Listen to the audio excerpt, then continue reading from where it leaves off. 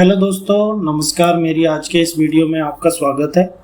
आज की वीडियो का जो टॉपिक है वो है ईपीएफओ का चालान कैसे बनाएं।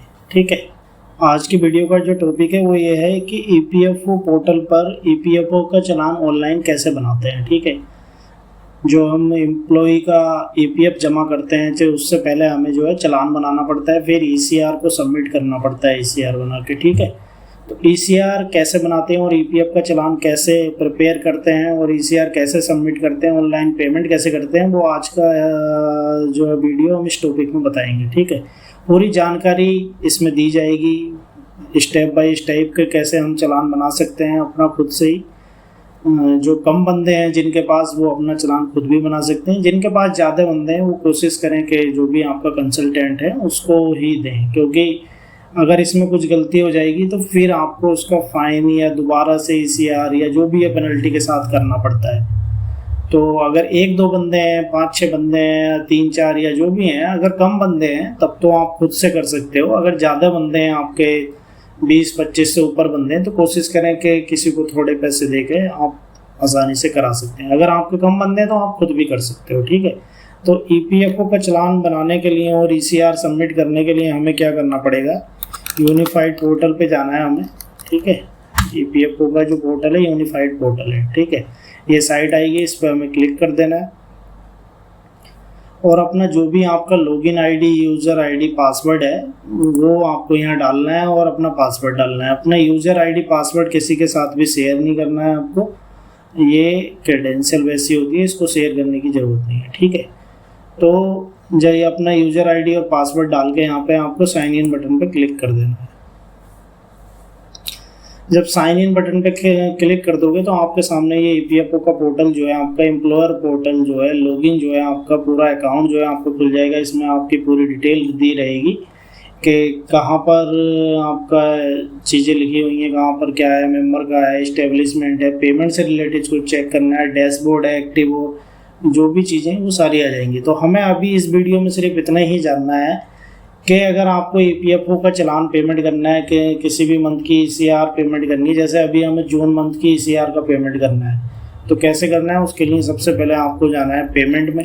ठीक है, एक होता है जो डायरेक्ट पेमेंट का चालान अगर जमा करना चाहते हो वो यहाँ से कर सकते हो। हम करते हैं पेमेंट ईसीआर। ठीक है, जैसे हम पिछले महीने की ईसीआर देखना चाहें जो हमने पेमेंट करी है तो वो यहाँ से आ जाएंगे और डाउनलोड कर सकते हो आप चालान। यहाँ पर ये हमने पिछले महीने में जो भी पेमेंटें करी हैं वो सब इसमें आ जाएंगी ईसीआर के थ्रू। ठीक है, जो जो चालान बना है टोटल अमाउंट का यहाँ आ जाएगा, उसकी रिसिप्ट भी यहाँ से डाउनलोड कर सकते हो। अब एक तरीका तो ये है कि पेमेंट में जाके ईसीआर फिलिंग पे चले जाओ या यहाँ से ईसीआर अपलोड पे क्लिक कर सकते हो। ठीक है, ईसीआर अगर आपको यहाँ पे देखना है कि जो भी आपको ईसीआर डाउनलोड करनी है, आपके पिछले जो महीनों की ईसीआर है जो बिल के साथ लगती है, ईपीएफ का चालान हमने अभी पीछे बताया, ये ईसीआर स्टेटमेंट है। इसमें बंदे का नाम होता है, यूएन नंबर होता है और उसका कितना पीएफ जमा हो रहा है वो लिखा होता है। ठीक है, तो यहाँ से ईसीआर स्टेटमेंट भी आप डाउनलोड कर सकते हो। तो हमें क्या करना है, ईसीआर रिटर्न फिलिंग पे क्लिक करना है। रिटर्न फिलिंग पे क्लिक कर देंगे हम। ठीक है, एक तो है चालान एंट्री ईसीआर अपलोड। ठीक है, तो यहाँ से ईसीआर अपलोड भी कर सकते हो आप। तो यहाँ पे आने के बाद जो है आपको क्या करना है, एक है पहले, सबसे पहले हमें ईसीआर डाउनलोड ईसीआर फाइल जो है डाउनलोड करनी पड़ती है इस महीने की। तो डाउनलोड ईसीआर फाइल, तो इसमें बेसिस मंथ, तो जिस भी मंथ का है, जैसे अभी हमने जून का गया है हमारा। ठीक है, तो जून का जो है हम इसमें यहाँ पर सिलेक्ट कर लेंगे, जून 2024। इसमें गलती नहीं होनी चाहिए, ये ठीक रहना चाहिए। अगर गलत हो जाएगा तो दिक्कत हो जाएगी। फाइल टाइप में क्या करना है, फाइल टाइप में आपको ईसीआर सेलेक्ट करना है और इस ईसीआर फाइल डाउनलोड पे क्लिक कर देना है। ठीक है, ये डाउनलोड हो जाएगी। इसको डाउनलोड करके अपने फोल्डर में जो है आपको ले जाना है, जहाँ भी आपने, जैसे हमने जून का बना रखा है, एक फोल्डर बना लो इसमें। ठीक है, अब जैसे हमारी एक मास्टर सीट है, एक्सेल सीट है, इसमें जो जो बंदा है उसकी कितने दिन दिखाने, क्या दिखाने, वो पूरी डिटेल है। इस तरीके से हमने एक फ़ाइल बना रखी है जिससे हमें उसमें कॉपी करने में दिक्कत ना हो। जैसे हमें अभी करनी है तो मई की जगह हम इसको कर देंगे जून और 2024। ऊपर भी सैलरी सीट चेंज कर देंगे, जून 2024। और फिर अभी हमें क्या है, जून में जो है 30 दिन होते हैं, तो हमें यहाँ पर 30 दिन की जगह 2 दिन कम करने हैं, ठीक है। तो 28 दिन की हम जो है इसका दिखा देंगे। हमारा ए कैटेगरी का रेट है, ये बी कैटेगरी का 734 का, तो ड्राइवर में वहाँ का लगता है, तो ये रेट लगते हैं मिनिमम वेजेस के। ये इसकी टोटल अमाउंट हो गई, लेकिन हमें EPF 15,000 पे जमा करना है, तो हम 15,000 के हिसाब से उसका चलान की अमाउंट वगैरह आ जाएगी, ठीक है। ये जो फाइल फॉर्मेट है ऑटोमेटिकली EPF और ESI की अमाउंट कैलकुलेट कर देती है, क्योंकि हमने इसमें फार्मूले लगा रखे हैं, ठीक है। तो ये हमारा बन गया है।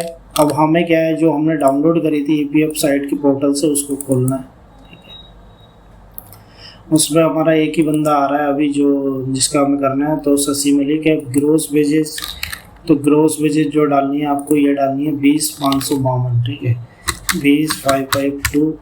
और बाकी EPF वेजेस जो है हमारी 15,000 है, EPF वेजेस 15,000, EPS वेजेस भी 15,000 रहेगी, और EDLI वेजेस भी 15,000 रहेगी, ठीक है।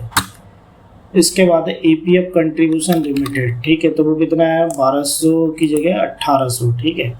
EPF जो हमारे लिमिटेड कितना है, 12% जो शेयर होता है वो 1800 है, सॉरी 1800, ठीक है। और ये कितना है, EPS कंट्रीब्यूशन लिमिटेड, तो ये कितना है, फैमिली पेंशन वाला 1250, ठीक है, 1250। बाकी का बचा हुआ इन दोनों का डिफरेंस, तो दिस माइनस दिस वो उसमें चला जाता है, ठीक है, डिफरेंस ऑफ एम्प्लॉयर्स है, ठीक है। तो ये आ गया। बाकी के पीछे में क्या करना है, आपको ब्लैंक नहीं छोड़ना है, इनमें NCP डेज 0 करने हैं, और रिफंड एडवांस भी 0 करना है। इतना करने के बाद अगर आपके और भी बंदे हैं, तो आप नीचे ऐड कर सकते हो, उनकी वेजेस दिखा सकते हो, उनका UN नंबर डालना है और मेंबर नेम। जब आपका ये फाइल पूरी हो जाए, तो इसके बाद ये ऊपर से आपको ये फाइल डिलीट, जो ऊपर की लाइन है UN नंबर वगैरह, ये डिलीट कर देनी है, ठीक है। उसके बाद डिलीट करने के बाद जब आपको फाइल में जाना है, फाइल में आपको जो है इसमें सेव एज करना है, सेव एज जहाँ भी आपको फोल्डर में करना है वो करना है, ठीक है। और इसका फाइल जो टाइप है वो CSC कोमा डिलीमिटेड करना है आपको, ठीक है, CBSC कोमा डिलीमिटेड, ठीक है, डिलीमिटेड करना है। इसको इस फाइल टाइप में सेव करना है, और ये सेव कर देना है, ठीक है। ये यस मांगेगा, यस कर देना, ठीक है। इसको चाहो तो आप कट भी कर सकते हो, ये ऐसे पूछेगा तो सेव कर देना आपको, और यस कर देना है, ठीक है। फिर अपने फोल्डर में जाना है आपको। अब इसको जो है राइट क्लिक करना है आपको, ये हमने सेव करी है, ठीक है। इसको राइट क्लिक करना है और ओपन विद करना है आपको नोटपैड में, ठीक है, ओपन विद नोटपैड में करना है। राइट क्लिक करने के बाद ध्यान से सुनो, डाउनलोड जो हमने सेव एज करी है उसको ओपन विद नोटपैड करना है, ठीक है। अब ये नोटपैड करने के बाद इसमें आपको Ctrl+H दबाना है। हमने पहले से ही लगा रखा है, ये जो कोमा आया है उसकी जगह ये हैज़ और स्लैश और हैज़ इस तरीके से ये पूरा रिप्लेस कर देना है ऑल जगह, तो हम रिप्लेस ऑल जगह कर देंगे, ठीक है। अब उसके बाद जो है ये हमें सेव करना है, और इसमें देख लेना कोई गैप ना हो। फाइल में जाना है और सेव एज करना है, और यहाँ पर ही इसको हम फाइल का नाम लिख लेते हैं, जून ECR 2024, ठीक है, .txt ये आपको जरूर लिखना है, ठीक है, जून ECR। इसमें चाहो तो गैप आप हटा दो, क्योंकि आगे जो अपलोड करोगे तो इसमें ये गैप नहीं मांगता है, ठीक है। तो सेव एज सेव कर देंगे इसको, ये सेव हो गई, इसको कट कर दो। अब ये जो है हमारी टैक्स वाली आ गई है, ठीक है। अब हमें EPF की साइड पे फिर दोबारा जाना है। अब है हमें ECR फाइल अपलोड, ठीक है। तो अपलोड करने के लिए हमें बेजेस मंथ, तो बेजेस मंथ जो हमारा जून है तो जून ही सिलेक्ट करेंगे, ठीक है। सैलरी डिसबर्समेंट डेट, सैलरी आपने कब डाली है, तो जब भी आपने डाली है, जैसे अभी हमारी तारीख है 2, तो आज हमने सैलरी डाली है तो हम 2 तारीख किसमें डाल देते हैं, 2/7/2024, ठीक है, 2 जुलाई। चाहो तो आप यहाँ से भी सिलेक्ट कर सकते हो 2 जुलाई। सेलेक्ट फाइल, तो फाइल जो हमने वो नोटपैड की सेव करी है वो यहाँ पर ECR, ये तो मई की खुल रही है, हम जून में जाएंगे, ECR जून, ठीक है। ECR जून वाली जो है हम यहाँ पर सेलेक्ट कर लेंगे। फिर ये फाइल टाइप पूछेगा, इसमें फाइल टाइप आपको ECR ही करनी है। ये कंट्रीब्यूशन डेट आपको 12 ही रखना है, ठीक है। यहाँ पर रिमार्क्स में आप ACR जून 2024 लिख दोगे, ठीक है। फिर अपलोड पे क्लिक करना है।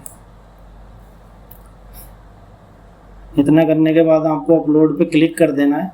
फिर ये आपका file validation successful, file processing is in progress and may take more time, please revisit after some time, ठीक है। तो आपको देखना है कि जो आपने ECR लगाई है, जो आपने डाटा डाला था, कि वो ठीक है या नहीं है। तो आपको ECR स्टेटमेंट को डाउनलोड करके देख लेना है, ठीक है। इसको ओपन करना है जैसे हमने देखा था, ठीक है। तो ये हमने डाटा डाला था, शशि मलिक का डाला था, और उसकी सैलरी ग्रॉस वेजेज ये दिखाई थी 15,000, EDLI वेजेज तक दिखाई थी। ये उसका 1800 दिखाया था, 1250। तो ये हमारा डाटा जो है बिल्कुल ठीक है। और वेजेज मंथ भी आपको चेक कर लेना है। जून की हमने वेजेज करी थी, जुलाई मंथ में उसकी हम फाइल कर रहे हैं, और 2 जुलाई को ये डेट है, ठीक है। तो ये सारी चीज़ें चेक करने के बाद आपको जो है साइट पे फिर जाना है। आपको अगर लगता है कि डाटा बिल्कुल ओके है तो आपको क्या कर देना, वेरीफाई पे क्लिक कर देना है, ठीक है। फिर ये एक नोटिफिकेशन टाइप की आएगी, इसको ओके कर देना अगर आपका डाटा ठीक है। अगर नहीं है तो कैंसिल करें और फिर रिजेक्ट करके दूसरा भी बना सकते हो, ठीक है।